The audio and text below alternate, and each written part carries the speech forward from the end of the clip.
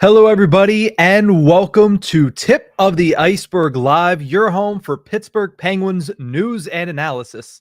Remember, you can find us on YouTube at Inside the Penguins or anywhere you get your podcast from. Well, with the lack of actual news this week, the only couple things that have filtered out throughout the Penguins universe has been the hiring or at least appointing of Mike Sullivan as Team USA's head coach for the 2025 Four Nations Faceoff, as well as the 2026 Winter Olympics in Italy. The only other thing, of course, was the Snowden announcement coming from Elliot Friedman, and that was John Snowden, I do believe, coming out as the potential head coach of the Wilkes-Barre Scranton Penguins, at least one of the candidates potentially for that AHL job. But considering that was about all that we heard about, I wanted to have a little bit of an experiment here on today's live stream. And I wanted to look at where the Penguins stand currently with their NHL lineup. What holes do they have going into the offseason?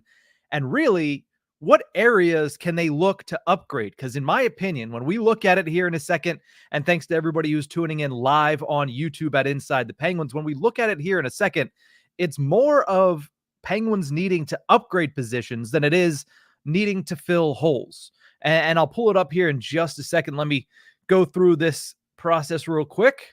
This is what their roster looks like at the moment. They have $13.9 million in salary cap space at this present moment, with really only 3 lineup spots in need of being filled. If you look at what their lineup looks like today, and this is again just what we expect of the lineup, a projected lineup, not anything coming out from the Penguins. You have Drew O'Connor, Sidney Crosby, and Brian Rust as your top line. You have Michael Bunting, Evgeny Malkin, and Ricard Raquel as your second line. You have Riley Smith, Lars Eller, and Valtteri Puustinen as your third line. And on your fourth line is your first hole on this entire roster, which is the fourth line left wing position that needs to be filled. You have Nola Chari as your center on the fourth line. And you need Jesse Puljujärvi, or you have Jesse Puljujärvi, on the right side. You look at the defense, and it's similar. Top 2 pairs are already set, with Marcus Pettersson and Erik Karlsson being your top pair, and then Ryan Graves and Chris Letang being your second pair. You do have John Ludwig to be a third pairing defenseman under contract currently. Of course, there's a chance that he will miss the beginning of the season, recovering from that wrist surgery. And then your third pair right side right now is question marks, but of course, there is a RFA that many expect to be in that position come the opening of training camp. And then at goaltender, you have your starter in Tristan Jarry. You have a question mark at number 2, but similar to that third pairing on the right side, there's a young name that could fill that, Joel Blomqvist. We'll just have to wait and see. And because of this, what I look at with the Pittsburgh Penguins right now is a really good situation for Kyle Dubas. He doesn't need to plug holes. He doesn't need to use $14 million in cap space to ensure that he's going to, at the very least, have positions filled going into next season. That's what he had to do last offseason in his first with the Pittsburgh Penguins. What he essentially needs to do right now is look for upgrades, is look for players on either the open market or the trade market to be able to bump some of these guys down and be able to fill some of those holes. I mentioned it. When you look at this lineup right now, there's only 3 question marks when it comes to actually placing somebody in an NHL position. Kyle Dubas has mentioned that he wants to get younger. Those younger guys could easily fill those roles, and all of a sudden, you're not filling holes, you're upgrading positions, and that's a better place to be for the Penguins this offseason, especially when you have as much as $14 million in salary cap space. When you look at the forward side of things, they have 1 position, maybe 2 positions, obviously, if you want to add a 13th forward there.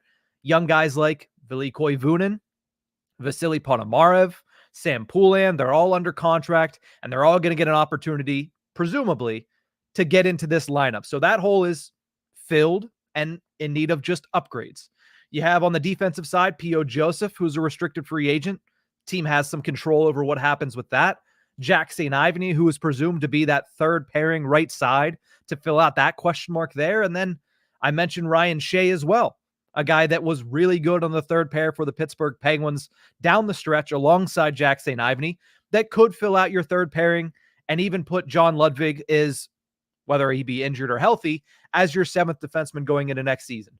And then goaltending-wise, that hole gets filled with Joel Blomqvist for the time being. What did the Penguins do this offseason? That's a question mark that we'll talk about here in just a couple of minutes, but you have Tristan Jarry and Joel Blomqvist right now as your number one and number two guys. So when I look at this roster, I look at a roster that, at the end of the season, nearly made it into a postseason spot. Is it a roster that I think the Penguins could go into next season with by just filling those holes with the young guys and go forward? No, of course not. They're going to need these upgrades, and that's what Kyle Dubas is going to work on this offseason. And I think there's 4 positions here that you can clearly see the Penguins are going to look to upgrade going out and throughout this offseason. And the first one and the biggest one, and one that is already mentioned here by Sarah, who says, you need better defense. Graves is not going to help. That's the first area that I think the Penguins will look to upgrade. I think they need somebody that's going to be able to play with Chris Letang. Josh Yohe of The Athletic wrote in an article earlier this month, that they view P.O. Joseph as a potential option in that role. I don't know if that's a significant enough answer for the Penguins at the moment. Yes, it'd be great if they could find somebody that could supplant Ryan Graves, move him down, and let him play with Jack St. Ivany. Those two only shared maybe a couple dozen minutes of ice time together this year, but they were some pretty good minutes for Ivany and for Graves. So if you can bump him down, I know it's not ideal to have a $4.5 million defenseman on your third pairing, but that sets him up so much better for success next season. That allows him in a year 2 throughout this year or throughout next year to build on what he already had. And I called it a worst case scenario, opening season with the Pittsburgh Penguins. But if you set him up to start on that third pairing with a guy like Jack St. Ivany, I think you're in a much better position. So that leaves the one thing left, the need to bring in a defense first option to supplant and to upgrade that second spot on the left side of your defense. Bump Ryan Graves down, move John Ludwig to that seventh defenseman role, or if he's injured, maybe get a guy like Ryan Shea in that seventh defenseman role to improve your defense. Because I do think that, one, I have no questions about Marcus Pettersson. I think that Erik Karlsson's going to have a much better year number 2 with the Pittsburgh Penguins. I think seeing Chris Letang healthy, and we still don't know the full extent of his injuries this past season, seeing him healthy with a new partner on the left side, you could make this defense something that keeps the Penguins in a playoff position throughout the season, instead of sitting out on the outside looking in and needing to do X amount of things in the last 2 weeks and an X amount of things to go right in their favor to get them into the postseason. I think that defense, matched with that new defensive philosophy for whoever they end up bringing in to replace Todd Reirden, I think that would be enough to help the Penguins go back in the right direction. So what's the second option? What is the second area of need for the Pittsburgh Penguins as to where they need to improve? I think it's top 6 winger. Do I think that it is a $11 million top 6 winger in Mitch Marner? Do I think that it is a $10+ million top 6 winger in either a Jake Gensel or potentially a Steven Stamkos? Not sure what he's looking for. No, but I do think that they need to add a top 6 winger to join the group that you have right now on the screen. Drew O'Connor, and we'll talk about O'Connor at length here in a little bit because we've gotten a couple of questions already in the chat, which let me know if you have any other questions. We'll answer those at the end of this episode, but I do think they need another top 6 winger. That way they can bump O'Connor down to the third line, add another guy that's going to be a depth option on the power play, whether that's somebody that ends up eventually going up to the top power play or somebody that just sits on the second power play. You need another power play option on this roster. And really, you need to give yourself options if you're Mike Sullivan. Riley Smith towards the end of the season was not an option for the top 6. He's a guy that historically had played there, but he just wasn't good enough. Drew O'Connor was an option for you, but if you look at this lineup, they really could have only gone with Valtteri Puustinen back into the top 6. If one of Raquel or Rust or O'Connor had faltered, they wouldn't have had very many options. They need to give themselves more going into next season, and that's why that first line left wing is what I'm eyeing, because getting Drew O'Connor on your third line helps you kind of close the gap between the third and second line. And that's the first time that I'm going to say it today. It's not the last time I'm going to say it today. They need to close the gap between the top six and the bottom six in Pittsburgh, and allowing O'Connor to start the year on that third line on the left side 100% is going to help you be able to do that, be able to close that gap. So I think top six winger is their second need when it comes to upgrading one of these spots on the Penguins lineup. The third one, I'm not even going to go to goaltender yet. The third spot in this lineup that is in need of an upgrade, and that I think the Penguins could upgrade to significantly impact their bottom line next year, is third line center. I look at Lars Eller as a guy that came in and had himself a pretty good season. He was solid for the Penguins as a third line center. He provided some offense when needed. He provided a lot of defense throughout the entire season. But I also think that he'd be best served next year as a fourth line center. If you can get that production, or at least somewhat close to that production, out of Lars Eller as a fourth line center, that is 10 times better. And not only that, I think that they could really use a more offensive leaning third line center to, as I mentioned before, close the gap between the top six and the bottom six. If you get Drew O'Connor, a new name there at third line center, the name that I've talked about on these live streams a couple different times, and a name that I'm going to keep my eyes on until, one, it's either rumored that he's not coming to Pittsburgh no matter what, or two, until a contract is signed elsewhere. I'm going to keep banging the table and banging the drum for Max Domi as the Penguins' third line center. If you get O'Connor, Domi, and Puustinen as your third line going into next season, I feel really good about that. And I feel like that's a third line that can help take the Penguins back into an area where they can compete with the top teams in the Metropolitan Division. Maybe not win a division, but finish in that top three, which is exactly where Kyle Dubas wants this team. So again, third line center, you bump Eller down to the fourth line. You allow Achari to move over to the wing. He can bump back to center if injuries occur, and you need him to be that 4C, but he is best served as a wing going into next season. If you can move him over to wing, that'll just be a very integral upgrade for the Penguins to make going into next season. And the last one I'll mention here before I go into the comment section, answer all the questions that you guys have, and talk a little bit about some of the responses you've had to this. Let me look into here. Looking at some of the questions before I go into it. The one other position that the Penguins can look to upgrade this summer, and it's a pretty obvious one: goaltender. Tristan Jarry struggled again towards the end of the season. He was benched. He didn't get another opportunity, and I think when he did get that other opportunity, he wasn't really set up for success in that game against the Boston Bruins. I think the Penguins waited a little too long to get him back into the lineup, and some of that might have been due to the nature of his illness, because he missed a lot of that time due to an illness that was running roughshod throughout the Penguins organization at the time. And some of that, I'm not sure they trusted him in that aspect. You know, Tristan Jarry, from January on, from the All-Star break on, has proven that he just hasn't been able to be the same goaltender. Going into next season with question marks behind him, obviously, is Joel Blomqvist coming off a really good rookie season in North America? Yes, he is. But is he really ready to make that jump to the NHL?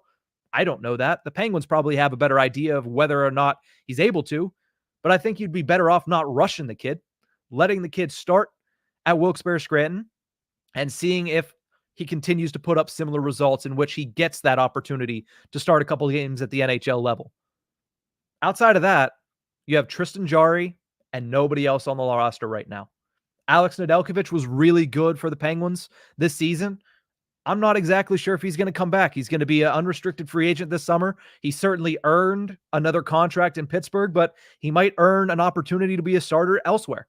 There are other teams that are looking for starting caliber goaltending, and down the stretch of the season, that's exactly what Alex Nedeljkovic was for the Pittsburgh Penguins. He was a starter on a team that was having a lot of success. Was he lighting the world on fire? No, he wasn't. He had a 900 to below 900 save percentage, but at the same time, he was winning games. He was doing enough to get the Penguins wins, and that might be looked at as a starter-capable goaltender going into next season. So I'm not sure if the Penguins are going to be able to reacquire Alex Nedeljkovic, and if they don't, what do they do?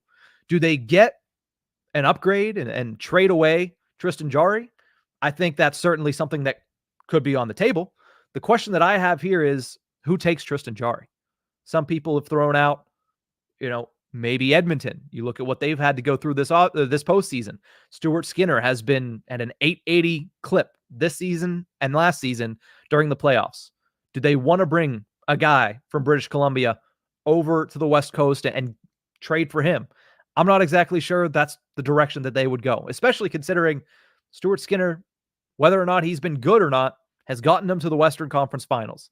If they can keep going further, I'm not sure they would be interested in adding a goaltender like Tristan Jarry. So can you find a dance partner for Jarry? And if you do, what are the best options out there for the Penguins? The top two, and again, if they're available, are Linus Ullmark and UC Saros. But there's a big question about whether or not they're actually going to be available. Linus Ullmark was asked after the Boston Bruins were eliminated from the playoffs, what do you think about your future? And he said, I'm not sure why you're asking me that question. I have a year left on my contract. He does not want to go anywhere, and he's already shown that he will exercise that no-move clause if he has to. He did it at the trade deadline. There's a chance he does it again this summer. Are the Penguins on his no-trade list? That's a question we don't know the answer to. So if available, Linus Ullmark is a great option for the Penguins. But again, we don't know if he's available. And the same goes for UC Saros. I answered a question last week about UC Saros being in a trade that involved, I believe, Ryan Graves. I just don't see that being a trade that Nashville makes, especially, even if they have a lot of cap space right now and they did just trade away an expensive defenseman in Ryan McDonagh. I don't think they make a trade to bring in another defenseman, one that particularly is not as good as Ryan McDonagh was last season, to fill up that empty cap space. But is UC Saros available?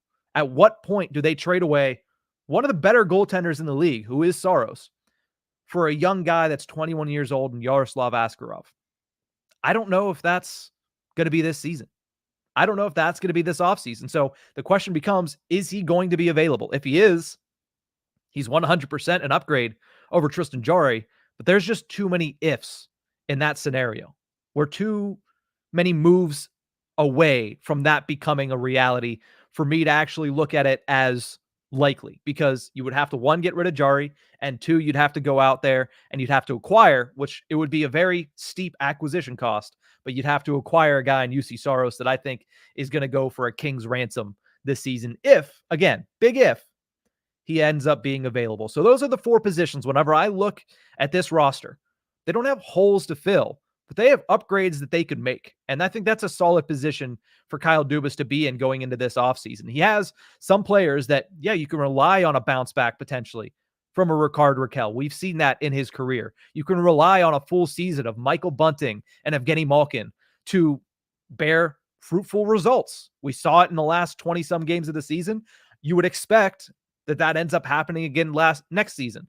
You could expect maybe Valtteri Puustinen to take a step forward, to be a little bit more of that potent goal scorer that we've seen at the American Hockey League level. You can rely on a guy like Erik Karlsson to put up more points, to feel more comfortable, and potentially to lead a more successful power play, because you can rely on the power play to be a little bit better than it was this season. It's a very low bar to clear, not to mention you're bringing in a new voice. You're hopefully changing up some of the scheme, even though it might not have, it was not all on Todd Reirden.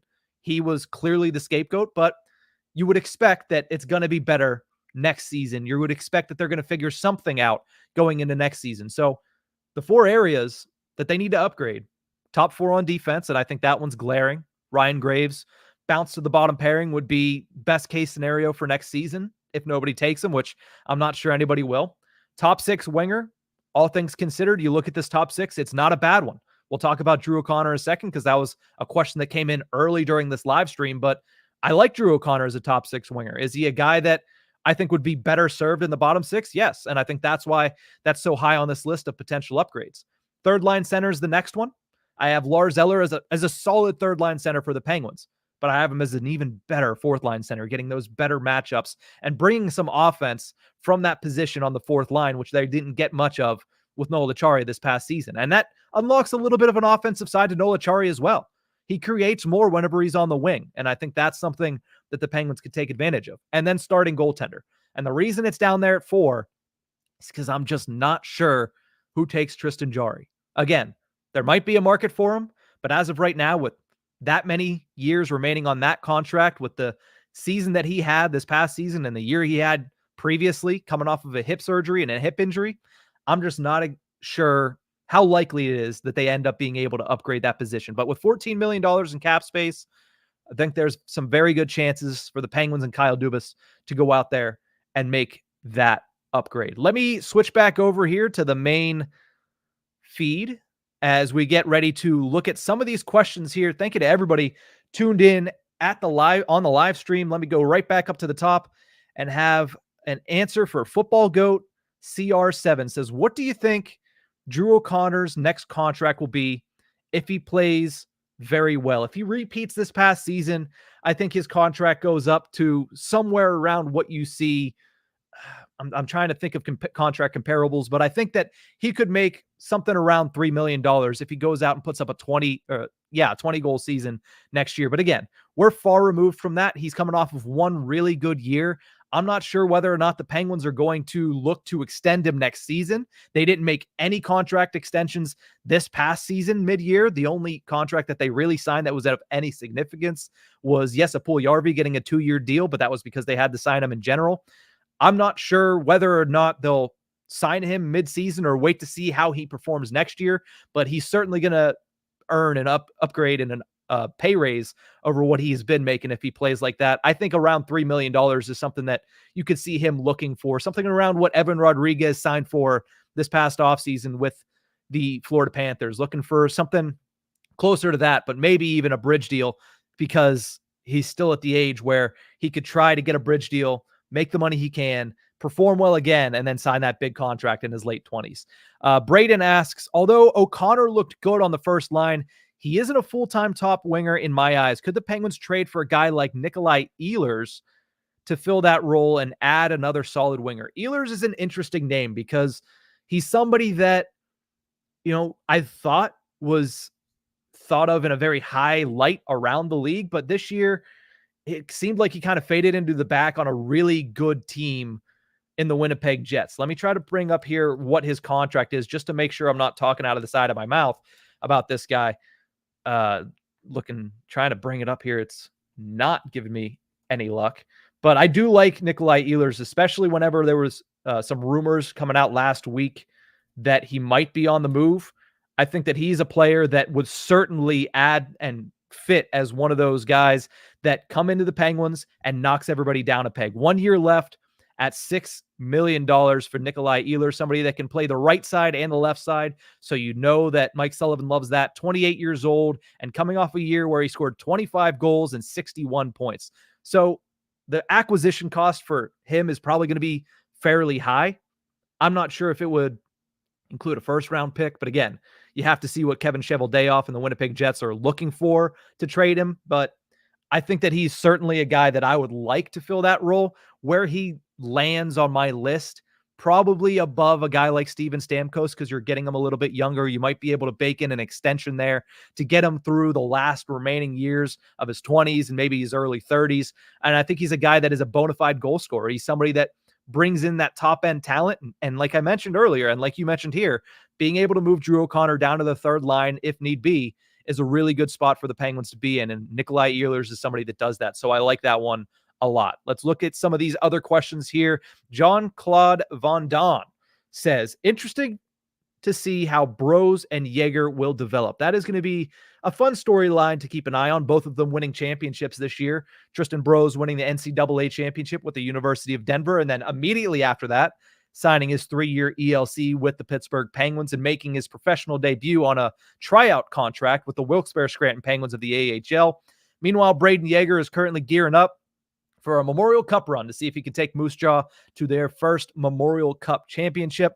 I'm interested to see this as well. I don't think Tristan Bros is somebody that is of the level of a Ville Koivunen or a Vasily Ponomarev going into next season. I'm not sure he's a guy that's going to be able to earn a spot on the NHL roster going into camp. He's going to have to really blow everybody away at camp, and that's starting at rookie development camp and starting at the rookie showcase if they end up going back there in Buffalo. But I think this is a guy that if he comes and goes pro next year and plays at the AHL level, he's a guy that can quickly move up the ranks for the Pittsburgh Penguins and potentially by the end of the season, maybe earn himself one of those 3 or 4 game tryout samples at the National Hockey League level that we've seen over the last couple of years with a Jonathan Gruden, with a Valtteri Pustin, who got a couple years ago a 1 game opportunity. I think Bros is somebody that could be in that camp. And then Jaeger, of course, is the top prospect in the Pittsburgh Penguins system. So that's somebody that everybody is going to keep an eye on, somebody that everybody is going to want to know what his next step is and what his next, his next season is going to entail. Is it going to be another year at Moose Jaw, which is probably the likely route, or is it going to be an opportunity in the first 9 games in Pittsburgh? Is he going to be good enough throughout the summer that the Penguins give him that 9 game sample, that 9 game tryout? And we've seen it with Sprong. We've seen it with Oli Mata. Do they end up blowing past it and burning a year of his ELC to keep him at the NHL level? That much remains to be seen. That's all questions that are left to be answered, but certainly an interesting player to follow along with. And both of them, especially considering Bros having the year that he had for Denver and really shooting up the prospect system in Pittsburgh. Team Crusade asks, if we don't get a new 3C, or if we do get a new 3C, excuse me, 4th left wing and bring down DOC, where does Jesse Puljujärvi fall? If the Penguins end up doing that, I think Jesse Puljujärvi falls in the same pool as a guy like Valtteri Pustin, as a guy like, Ville Koivunen, Vasily Ponomarev, a guy that's going to be battling for his ice time next season. I think that what you saw and what was proved by the Pittsburgh Penguins this season is they are not just going to hand Jesse Puljujärvi a roster spot. I liked what I saw from him, so I think that he deserves to be a leader in the clubhouse for a roster spot. But I think what you could see potentially is him being that 13th forward, or that forward that ends up battling with a guy like Valtteri Pustin for that 3rd line role on the right side. Now, again, that's if you bring in a 3rd line center. That's if you bring in a 4th line left wing, which I think would also end up falling into that same category. Kyle Dubas has mentioned on multiple occasions that he wants there to be a lot of competition going into these off seasons, going into these training camps. He did it last year, but there was a lot of veterans in that group. Radim Zahorna, Vinny Hinostroza, Andreas Janssen was in there going into last offseason. I think you're going to see a similar situation with Puljujärvi and Pustin and Ponomarev this year, but it's going to be a lot more younger players. It's going to be players with more upside and less known about them. And that is potentially a very dangerous position to be if you're the Pittsburgh Penguins. But at the same time, it's an exciting position to be, because if those players can unlock their potential, then you're sitting in a really good position with a lot of young players on inexpensive contracts, producing a lot in your bottom 6. And at the end of the day, that is the best case scenario for the Penguins, is these guys push each other to be the best that they can be. And if somebody falters, you have somebody else right behind them ready for their opportunity. So I like what I saw from Jesse Puljujärvi. He's obviously having a pretty solid World Championships over in Czechia. But as I get a text here from Nick Horwat, it looks like there might be a little bit of news surrounding the Penguins that we could get to here in a second. Let me just text him and get the full details on that.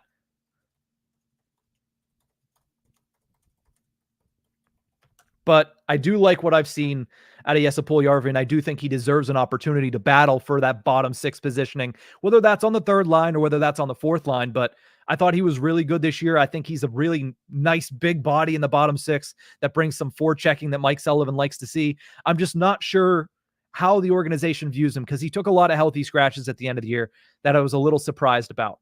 But we do have a little bit of news to break here on the live stream. Jack St. Ivany, I was talking about him earlier, somebody that we expect to have a contract signed this year. He ends up getting one, 3 years, $775,000. So for the 3rd consecutive signing, Kyle Dubas gets a guy for under $800,000, one of his young players. He did it with Poulin. He did it with Pustin, and now he's done it with Jack St. Ivany. And you could put him right in there and answer and fill one of those holes for the Pittsburgh Penguins on defense, as he is likely to be the guy and the leader in the clubhouse for that 3rd pairing on the right side. So 3 years, $775,000 for Jack St. Ivany going into next year.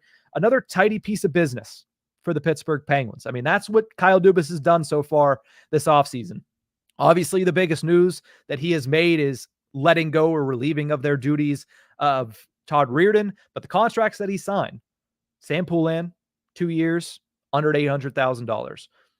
Valtteri Pustin, 2 years, under $800,000. And now Jack St. Ivany, 3 years at $775,000.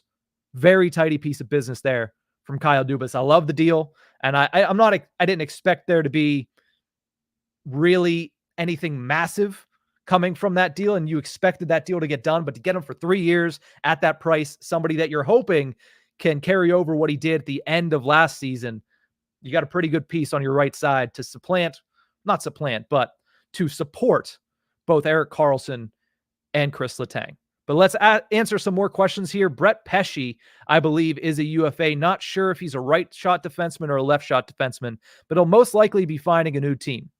Wonder if he could be a good option if somehow the Penguins lose Ryan Graves' contract. Again, I don't know how likely it is that Ryan Graves' contract ends up being moved on from, but let me bring up Brett Pesce really quickly. It's going to be an expensive deal for him. He's a right shot defenseman, which makes this even more unlikely because the Penguins already have a lot of money invested into their right side defense, with Karlsson making over $10 million and Chris Letang making over $6 million. And now with the re-signing of Jack St. Ivany, somebody that they're very high on, I think it's unlikely that they go over to Brett Pesce, who's made $4.025 million for the last 6 seasons. I think he's probably going to make that or upwards of that on the open market.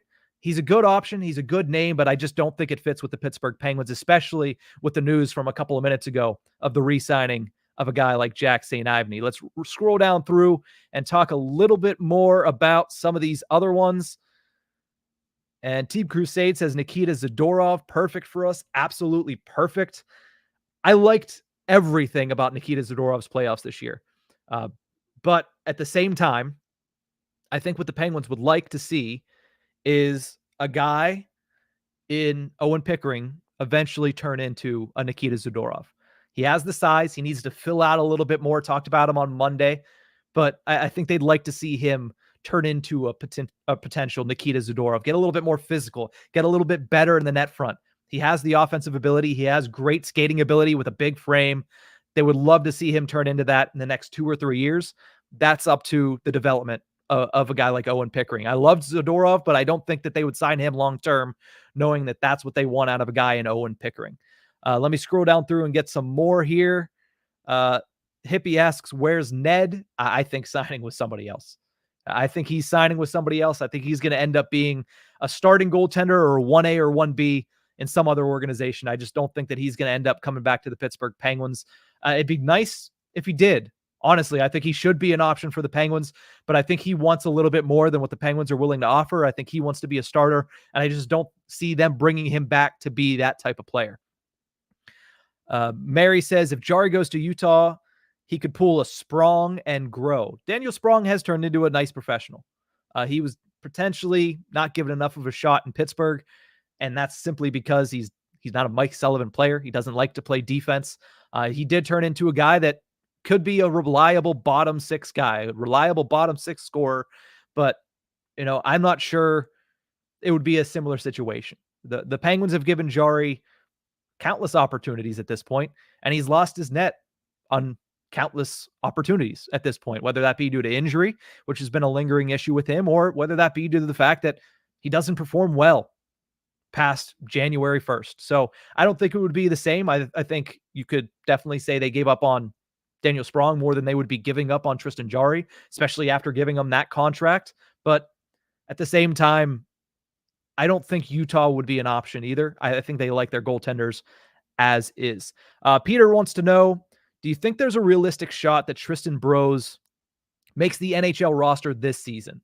I think he has a lot of hurdles to climb. I think he has a lot of players that he needs to surpass to be able to make it into the NHL roster this season. I mean, when we brought up the lineup there a couple minutes ago, there was already a lot of, NHL caliber guys there. Now, Riley Smith could get traded. Ricard Raquel could get traded. One of Lars Eller or Noel Acciari could get traded. I'm not going to say that that's likely, especially for the latter two there. I think the Penguins really liked what they got out of those two guys, and I expect to see them back next season. But, there could be more opportunities that open up, but I think that he has to pass a guy like Ville Koivunen. I think he has to pass a guy like Sam Poulin. He has to pass a guy like Valtteri Puustinen, like a Jesse Puljujärvi to be able to get into the NHL.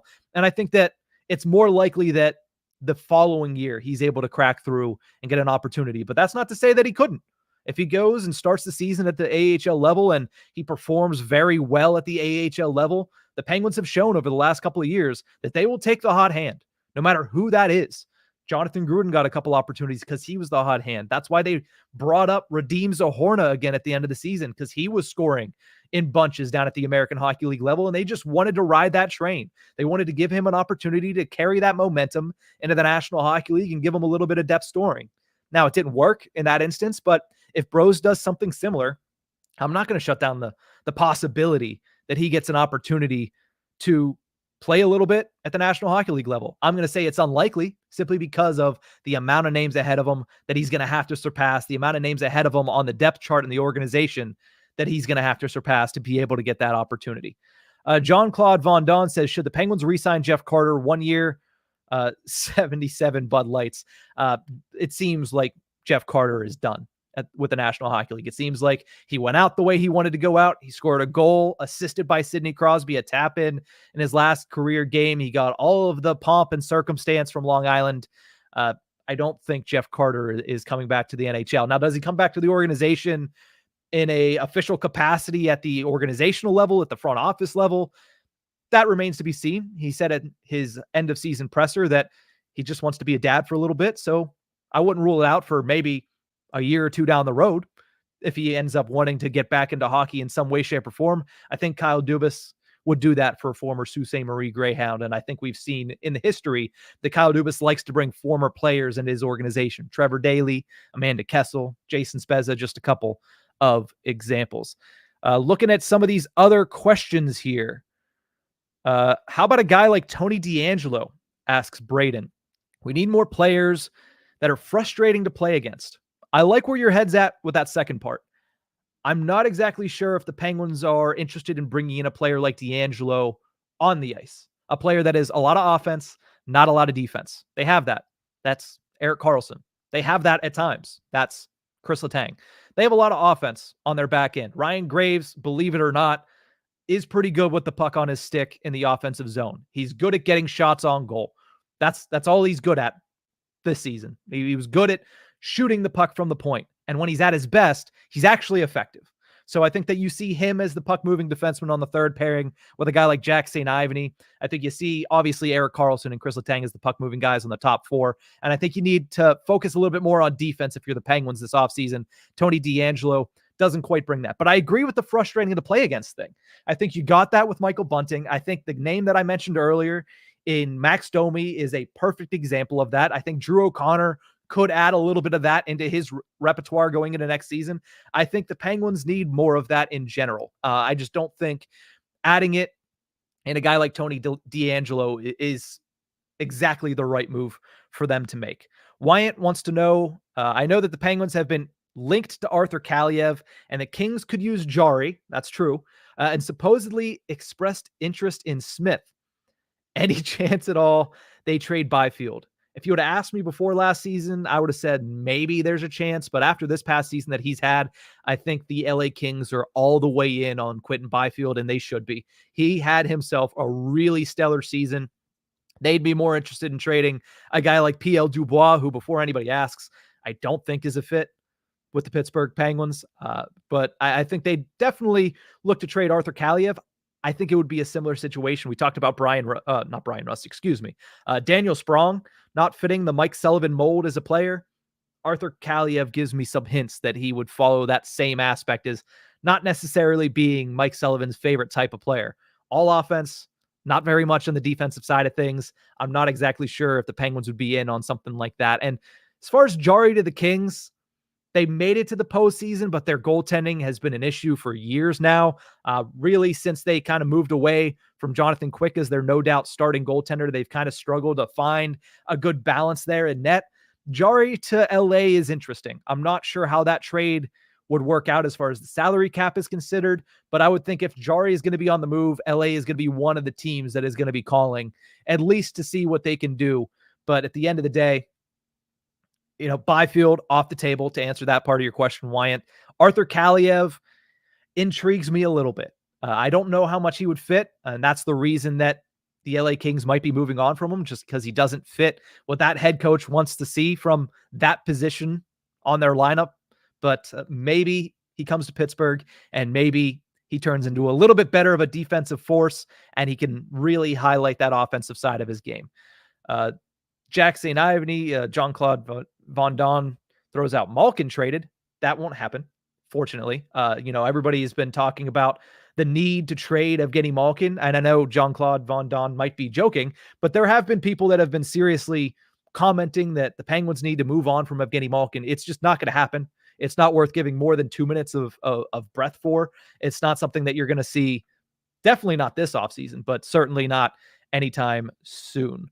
Looking at some of these other questions here, scrolling really quickly because I am behind here as well. Pittsburgh Heather mentions, what about signing Domi? I talked about that a little bit earlier on the episode. I think he would be a really solid fit for the Penguins as far as, being that third line center and being somebody that can move over to the wing.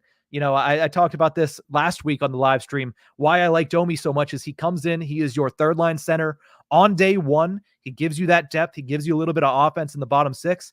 And then if Sam Poulin provides that and proves that he's ready to go and he's ready to be your third line center of the future, you can move him to the top six on the wing. You can move him on the bottom six on the wing. You can play him.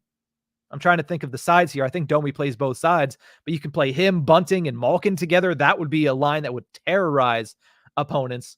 But, I really like Domi as an option as your 3C and as somebody who ends up being, a very pivotal piece to the Penguins roster next season. Somebody that ends up being, I keep getting text messages. There's more and more signings. I should probably turn on my Twitter notifications because they're all coming through right now. Pittsburgh Heather wants to know,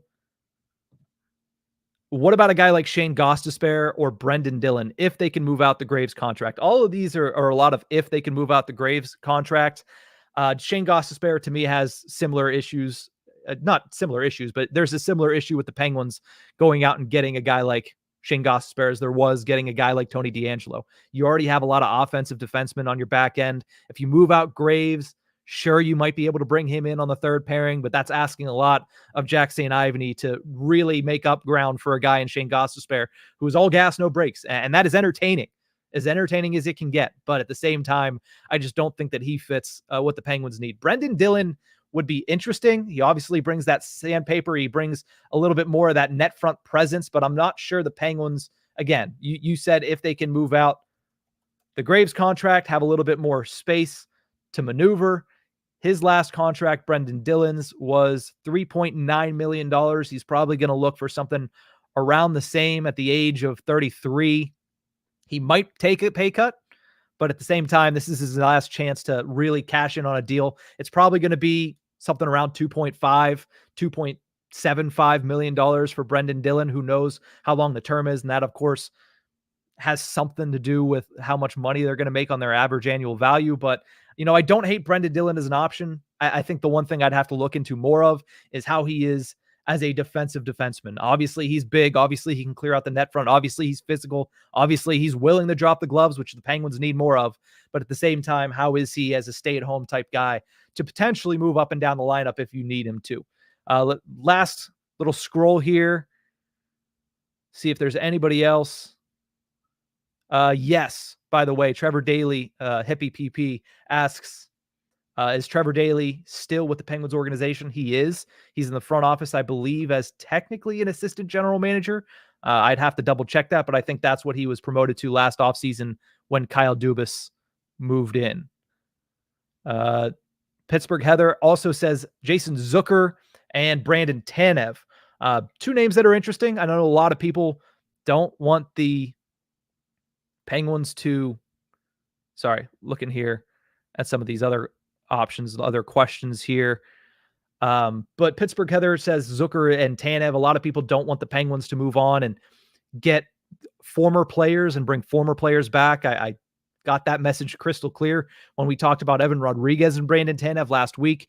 I think Tanev, for the contract that he has, 1 year left at around, I think, $3 million or something of that sort. If you can get him from the Seattle Kraken, I think that helps your bottom line. I think that helps your fourth line. I think that brings a little bit of that sandpaper that we've been talking about throughout this live stream. I think that brings a little bit of that scoring to the fourth line as well. But the answer, or the question then becomes, are you taking, an opportunity away from one of these younger guys, like a Jonathan Gruden, who just signed an extension as well? Do you take those opportunities away from a guy like, potentially a Sam Poulin as a fourth liner? Do you take those opportunities away from a guy like Jesse Puljujärvi?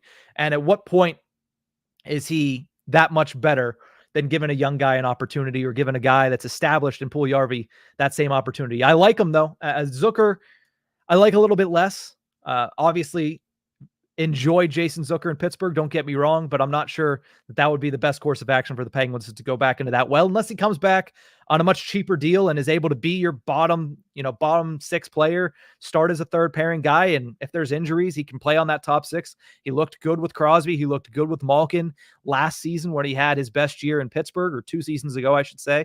So I don't hate that as well. But again, I think there are some better options out there for the Penguins if they want to improve and if they want to upgrade in the bottom six. Last question that we'll answer today is from Patrick Snow. Says, if we can rid ourselves of Graves, what about a guy like Matt Grzelcyk?